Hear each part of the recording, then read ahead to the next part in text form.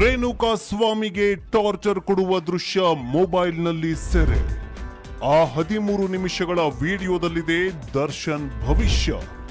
Current shock ಕೊಟ್ಟ ದೃಶ್ಯ ಮೊಬೈಲ್ನಲ್ಲಿ ಸೆರೆಯಾಗಿದೆಯಾ? ಕೋರ್ಟ್ಗೆ ವಿಡಿಯೋವನ್ನ ಕೊಟ್ಟ ರೇಣುಕಾ ಸ್ವಾಮಿ ಪರ ವಕೀಲರು. ಈ ವಿಡಿಯೋವನ್ನ ಶುರು ಮಾಡೋದಕ್ಕೂ ಮುನ್ನ ಈ ಅಪರಾಧಿಗಳಿಗೆ ಶಿಕ್ಷೆ ಆಗಬೇಕು ಅಂತ ನಿಮಗೆ ಅನಿಸಿದ್ರೆ ಹಾಗೂ ಯಾವ ಶಿಕ್ಷೆಯಾಗಬೇಕು ಅಂತ ಕಮೆಂಟ್ ಮೂಲಕ ತಿಳಿಸಿ. ರೇಣುಕಾ ಸ್ವಾಮಿ ಪ್ರಕರಣ ದಿನೇ ದಿನೇ ಹೊಸ ಆಘಾತಗಳೊಂದಿಗೆ ನಾನಾ ತಿರುವು ಪಡೆದುಕೊಳ್ಳುತ್ತಾಗಿದೆ. ಮತ್ತೆ 5 ದಿನಗಳ ಕಾಲ ಆರೋಪಿಗಳನ್ನ ಪೊಲೀಸ್ ಕಸ್ಟಡಿಗೆ ನೀಡಲಾಗಿದೆ. ಇನ್ನು ಆರೋಪಿಗಳ ವಿರುದ್ಧ ವಾದ ಮಂಡಿಸುವ ವೇಳೆ ಶಾಕಿಂಗ್ ಸುದ್ದಿ ಹೊರಬಂದಿದೆ. ಅದೇನೆಂದ್ರೆ ರೇಣುಕಾ ಸ್ವಾಮಿಯನ್ನ ಮಟ್ಯಾಶ್ ಮಾಡುವುದಕ್ಕೂ ಮುಂಚೆ ಆತನಿಗೆ ಕರೆಂಟ್ ಶಾಕ್ ನೀಡಲಾಗಿತ್ತು ಎನ್ನುವಂತಹ ಆಘಾತಕಾರಿ ಅಂಶವನ್ನ ವಕೀಲರು ಬಹಿರಂಗಪಡಿಸಿದ್ದಾರೆ. ಮತ್ತೊಂದು ಕಡೆ 13 ನಿಮಿಷಗಳ ವಿಡಿಯೋದಲ್ಲಿ ದರ್ಶನ್ ಭವಿಷ್ಯ ಅಡಗಿದೆ ಅಂತ ಹೇಳಲಾಗ್ತಿದೆ. ಇಲ್ಲಿ ಕುತೂಹಲ ಇರೋದು ಅದೇನಂದ್ರೆ ದರ್ಶನ್ ಅವರ ಪರಿಸ್ಥಿತಿ ಮುಂದೆ ಏನಾಗತ್ತೆ ಅನ್ನೋದ್ರ ಬಗ್ಗೆ. ಯಾಕಂದ್ರೆ ಇದು ಸಾಮಾನ್ಯ ಕೇಸ್ ಅಲ್ವೇ ಇಲ್ಲ. ಹೀಗಾಗಿ ಸದ್ಯದ ಮಟ್ಟಿಗೆ ಬೇಲ್ ಸಿಗುವಂತಹ ಯಾವುದೇ ನಿರೀಕ್ಷೆ ಇಲ್ಲ. ಪ್ರಕರಣದಲ್ಲಿ ದರ್ಶನ್ ಪಾತ್ರ ಏನ್ ಅನ್ನೋದು ಬಹುಮುಖ್ಯ ಪಾತ್ರವಾಗತ್ತೆ. ರೇಣುಕಾ ಸ್ವಾಮಿ ಪ್ರಕರಣದ ವಿಚಾರಣೆಯಲ್ಲಿ ಸಾಕಷ್ಟು ಆಘಾತಕಾರಿ ಅಂಶಗಳು ಹೊರಬರ್ತಾ ಇದೆ. ಈ ಮಧ್ಯೆ ನಟ ದರ್ಶನ್ ಬಗ್ಗೆ ಬೇರೆ ಬೇರೆ ವಿಚಾರಗಳು ಬೆಳಕಿಗೆ ಬರ್ತಾ ಇದೆ. ಹಲವರು ನಾವು ಕೂಡ ನಟ ದರ್ಶನ್ ಹಾಗೂ ಅವರ ಸಹಚರರಿಂದ ದೌರ್ಜನ್ಯಕ್ಕೆ ಒಳಗಾಗಿದ್ದೀವಿ ಅಂತ ಮಾಧ್ಯಮದ ಮುಂದೆ ಬಂದು ಹೇಳಿಕೆಗಳನ್ನ ನೀಡುತ್ತಿದ್ದಾರೆ. ಕೇವಲ ಇದಿಷ್ಟೇ ಅಲ್ಲದೆ ಸ್ಯಾಂಡಲ್ವುಡ್ ನ ಸಾಕಷ್ಟು ಆಘಾತಕಾರಿ ಅಂಶಗಳು ಬೆಳಕಿಗೆ ಬರ್ತಾ ಇದೆ. ಈಗಾಗಲೇ ಒಬ್ಬೊಬ್ರು ನಟ ದರ್ಶನ್ ಅವರ ಮೇಲೆ ಒಂದು ಭೀಕರವಾದಂತಹ ಆರೋಪವನ್ನ ಮಾಡುತ್ತಿದ್ದಾರೆ. ಖ್ಯಾತ ಸಂಗೀತ ನಿರ್ದೇಶಕರಿಗೆ ನಟ ದರ್ಶನ್ ಕರೆ ಮಾಡಿ ಬೆದರಿಕೆ ಹಾಕಿದ್ನಂತೆ, ಮಾನಸಿಕವಾಗಿ ಹಿಂಸೆ ನೀಡಿದ್ನಂತೆ. ಈ ಒತ್ತಡವನ್ನ ತಾಳಲಾರದೆ ಸಂಗೀತ ನಿರ್ದೇಶಕರಿಗೆ ಹೃದಯಾಘಾತ ಆಗಿತ್ತು ಅನ್ನುವಂತಹ ಭೀಕರವಾದ ಆರೋಪ ಮಾಡಲಾಗ್ತಿದೆ.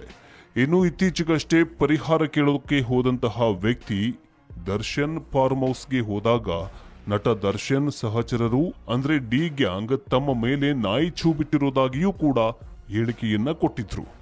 ಅಷ್ಟು ವಿಕೃತಿ ಗ್ಯಾಂಗ್ ಇದು ಡಿ ಬಾಸ್ ಗ್ಯಾಂಗ್. ಇನ್ನು ಕೋರ್ಟಿನಲ್ಲಿ ಸಲ್ಲಿಕೆಯಾಗಿರುವ ಮಾಹಿತಿಯ ಪ್ರಕಾರ ರೇಣುಕಾ ಸ್ವಾಮಿಗೆ ಕಾಲಿನಿಂದ ಫುಟ್ಬಾಲ್ನಂತೆ ಒದ್ದು ಮರಮಾಂಗಕ್ಕೆ ಹೊಡೆದು ಕೈಕಾಲುಗಳನ್ನ ಹಿಡಿದು ಜೋಲಾಡಿಸಿ ದೊಣ್ಣೆ, ಮರದ ತುಂಡುಗಳು ಹಾಗೂ ಹಗ್ಗದಿಂದ ಹೊಡೆದು ಮನಬಂದಂತೆ ಚಿತ್ರಹಿಂಸೆ ನೀಡಿದ್ರಂತೆ. ಈ ಬೆನ್ನಲ್ಲೇ ಆತನಿಗೆ ಕರೆಂಟ್ ಶಾಕ್ ಕೂಡ ಕೊಟ್ಟಿದ್ರು ಅನ್ನೋ ವಿಚಾರ ಬಹಿರಂಗವಾಗಿದೆ. ರೇಣುಕಾ ಸ್ವಾಮಿಗೆ ಮರಮಾಂಗ, ತಲೆ ಹಾಗೂ ಬಾಯಿ ಸೇರಿದಂತೆ ದೇಹದ ವಿವಿಧೆಡೆ ವಿದ್ಯುತ್ ಶಾಕ್ ನೀಡಿ ದರ್ಶನ್ ಗ್ಯಾಂಗ್ ಮೃಗೀಯವಾಗಿ ವರ್ತನೆ ಮಾಡಿದೆ ಅಂತ ತಿಳಿದು ಬಂದಿದೆ. ಮರಣೋತ್ತರ ಪರೀಕ್ಷೆಯಲ್ಲಿ ಸಹ ಮರಮಾಂಗದ ಬಳಿ ರಕ್ತದ ಕಲೆಗಳು ಹಾಗೂ ತಲೆಯೊಳಗೆ ರಕ್ತಸ್ರಾವವಾಗಿ ಹೆಪ್ಪುಗಟ್ಟಿದ್ದು ಪತ್ತೆಯಾಗಿತ್ತು.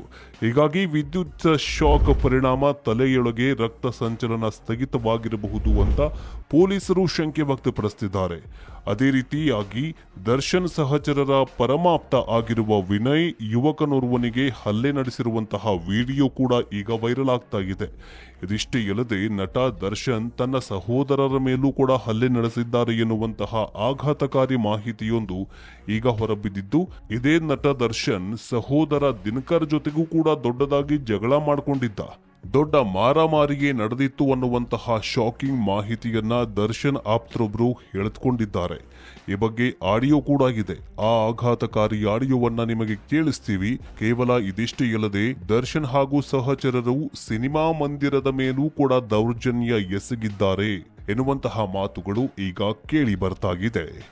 ರೇಣುಕಾ ಸ್ವಾಮಿ ಪ್ರಕರಣದ ನಂತರದಲ್ಲಿ ನಟ ದರ್ಶನ್ ಅವನ ಪಟಾಲಂ ಮೇಲೆ ಸಾಲು ಗಂಭೀರ ಆರೋಪಗಳು ಕೇಳಿ ಬರ್ತಾಗಿದೆ. ಈ ಹಿಂದೆ ಹಲವಾರು ವಿವಾದಗಳಲ್ಲಿ ಗುರಿಯಾಗಿದ್ದಂತಹ ನಟ ದರ್ಶನ್ ಈ ಬಾರಿ ಕಂಪ್ಲೀಟ್ ಆಗಿ ತಮ್ಮ ಇಮೇಜ್ ಅನ್ನ ಡ್ಯಾಮೇಜ್ ಮಾಡಿಕೊಂಡಿದ್ದಾರೆ. ಹೊರಗಿನ ವಿವಾದಗಳ ಜೊತೆಗೆ ಚಿತ್ರರಂಗದ ಸದಸ್ಯರ ಕೋಪಕ್ಕೂ ಕೂಡ ಗುರಿಯಾಗಿದ್ದಾರೆ. ಚಿತ್ರರಂಗದಲ್ಲೂ ಹಲವಾರು ಆರೋಪಗಳು ಕೇಳಿ ಬರ್ತಾಗಿದೆ. ಅದು ಸಹ ಚಿತ್ರರಂಗದಲ್ಲಿ ಕೆಲಸ ಮಾಡುವಂತಹ ಸಹಚರರ ಮೇಲೂ ಕೂಡ ಹಲ್ಲೆ ಮಾಡಿದ್ದಾರೆ ಎನ್ನುವಂತಹ ಆರೋಪ ಕೇಳಿ ಬರ್ತಾಗಿದೆ. ಒಬ್ಬ ಸಿನಿಮಾ ನಟ ತಮ್ಮ ಸಿನಿಮಾದಲ್ಲಿ ಮಾಡುವ ಪಾತ್ರಗಳಿಗೆ ನಿಜ ಜೀವನದಲ್ಲಿ ಆತ ಇರುವ ವ್ಯಕ್ತಿತ್ವಕ್ಕೂ ಅಜಗಜಾಂತರ ವ್ಯತ್ಯಾಸ ಇದೆ. ಆದ್ರೆ ಇದನ್ನ ದರ್ಶನ್ ಯಾವತ್ತೂ ಕೂಡ ಅರ್ಥ ಮಾಡಿಕೊಳ್ಳಲಿಲ್ಲ ಅಂತ ಜನ ಮಾತನಾಡ್ಕೊಳ್ತಿದ್ದಾರೆ. ಅಷ್ಟರ ಮಟ್ಟಿಗೆ ನಟ ದರ್ಶನ್ ಅವರ ಇಮೇಜ್ ಡ್ಯಾಮೇಜ್ ಆಗಿದೆ. ಇವತ್ತಿನ ದರ್ಶನ್ನ ಪರಿಸ್ಥಿತಿಗೆ ಅಹಂಕಾರ ತಲೆ ಮೇಲೆ ಏರಿ ಕೂತ್ರೆ ಏನಾಗತ್ತೆ ಅನ್ನೋದಕ್ಕೆ ಜಸ್ಟ್ ಬೆಸ್ಟ್ ಎಕ್ಸಾಂಪಲ್ ಅಂತ ಜನ ಮಾತನಾಡ್ಕೊಳ್ತಿದ್ದಾರೆ.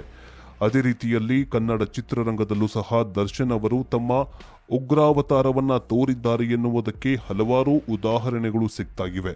ಈ ಎಲ್ಲ ಬೆಳವಣಿಗೆಗಳ ಮಧ್ಯೆ ನಟ ದರ್ಶನ್ ಅವರ ಸಹೋದರರ ಮೇಲೆ ಹಲ್ಲೆ ನಡೆಸಿದ್ದಾರೆ ಎನ್ನುವಂತಹ ಆಘಾತಕಾರಿ ಅಂಶ ಬೆಳಕಿಗೆ ಬಂದಿದೆ. ಈಗಾಗಲೇ ಪತ್ನಿ ವಿಜಯಲಕ್ಷ್ಮಿ ಮೇಲೆ ಯಾವ ರೀತಿ ಹಲ್ಲೆ ಆಯಿತು, ಅದರಿಂದ ಏನೆಲ್ಲ ಆಯಿತು ಅನ್ನೋದು ನಿಮಗೆಲ್ಲ ಗೊತ್ತಾಗಿದೆ. 2011ರಲ್ಲಿ ನಡೆದ ಆ ಘಟನೆಯಿಂದ ದರ್ಶನ್ ಪಾಠ ಕಲಿಬೇಕಿತ್ತು, ಆದರೆ ಕಲೀಲಿಲ್ಲ. ಆಗ ಸೋದರನ ಮೇಲೂ ಕೂಡ ಹಲ್ಲೆಯನ್ನ ನಡೆಸಲಾಗಿತ್ತು ಅನ್ನುವಂತಹ ವಿಚಾರ ಬೆಳಕಿಗೆ ಬಂದಿದೆ. ಸಹೋದರನೊಂದಿಗೆ ಜಗಳವಾಡಿದ ಸಂದರ್ಭದಲ್ಲಿ ಸಾರಥಿ ಸಿನಿಮಾ ಬಗ್ಗೆ ವಿಚಾರವನ್ನ ಎತ್ತಿದ್ರು. ಇದು ನಟ ದರ್ಶನ್ ಅವರಿಗೆ ಹಿಡಿಸಲಿಲ್ಲ.